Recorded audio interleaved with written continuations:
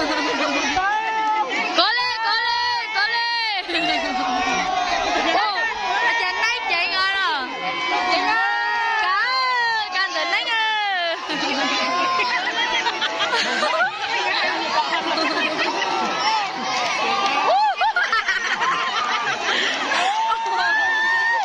Tụi mà không chị nhá.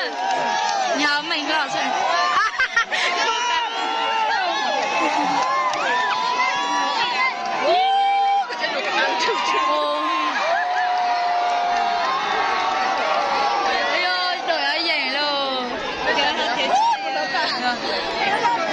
Rồi vừa cả thì vừa không.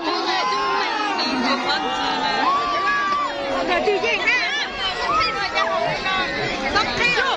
Bây giờ mới đi chơi nông rồi à? Chị giờ bắt khi chị lo. Bây giờ thì chơi lo lo chưa?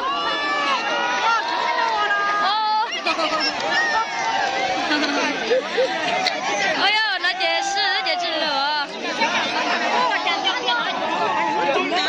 Bây giờ cho mất chui này. Trời ơi, thế nào?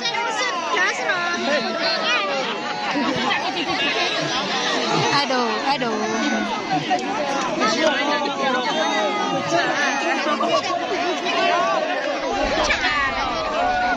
Đừng gặp cái này mà.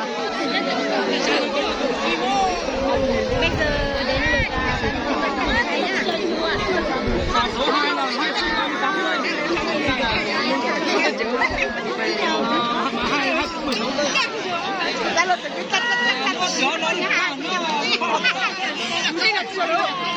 Mỗi chứ lúc phá lại thì cho lâu lần đâu chứ.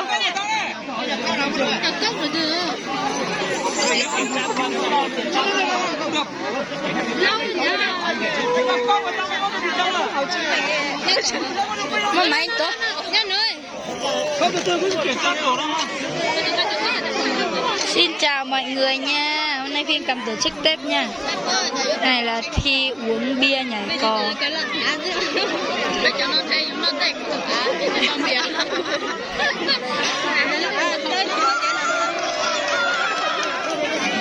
Ồ, cái tàu lâu của.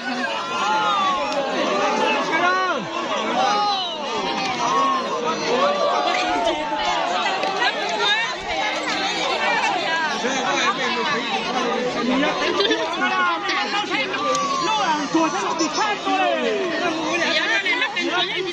Mình chùa sẽ bị sát đấy. Lâuอยู่รอบบ่ใช่บ่ได้อยู่จริงเดี๋ยว